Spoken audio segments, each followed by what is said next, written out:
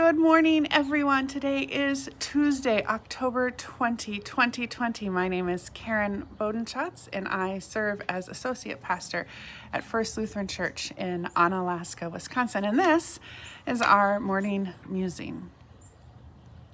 So last week, I began virtually my fourth and final year of the ELCA's Family Systems Academy.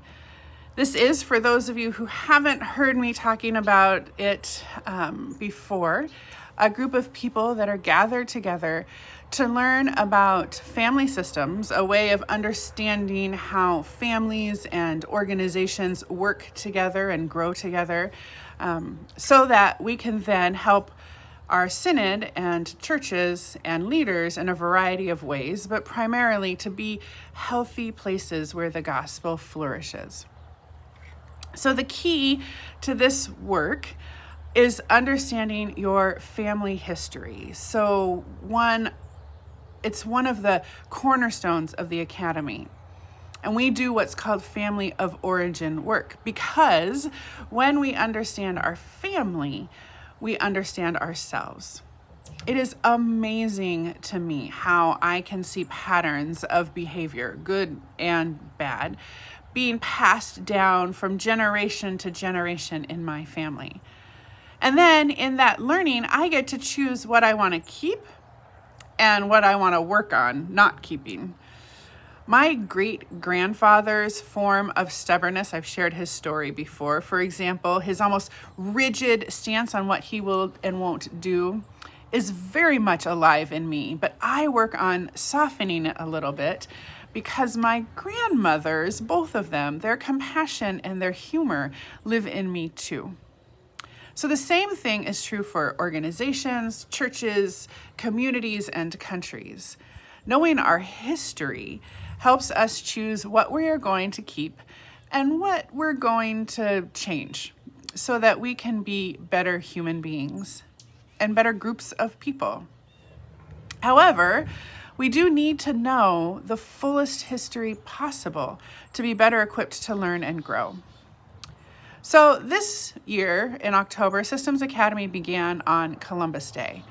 And while I was on social media in a very limited way last week, I saw the ways people were reacting to Columbus Day also being Indigenous Peoples Day.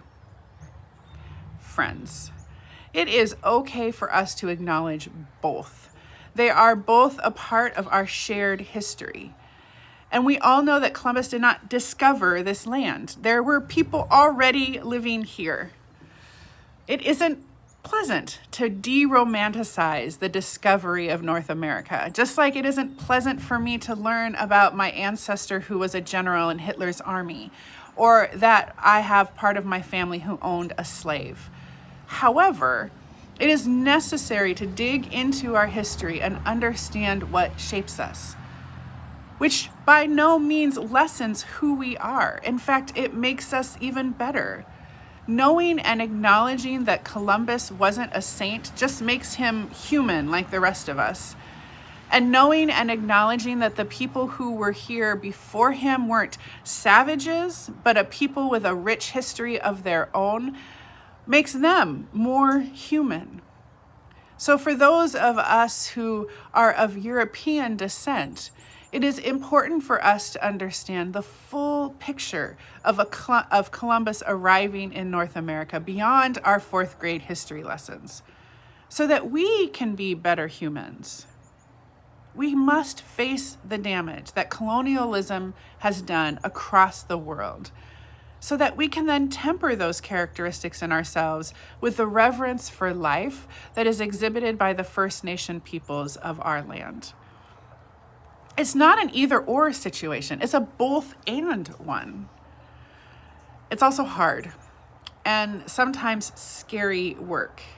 But dear friends, if we want to be the best Jesus followers, the best humans that we can be, it is indeed necessary work. And we're made from strong and wise stock. So why not pull on those things to learn and grow deeper in our understanding of ourselves as a nation for the sake of the whole world? If you want to join me in learning more about the history of the First Nation people of North America, stay tuned. I'm searching out authors that can help us do that. And if you want to learn more about the history of African American people, you can join me in reading Stamped from the Beginning by Ibram Kendi. Until then, be well, be kind, and Christ is with you.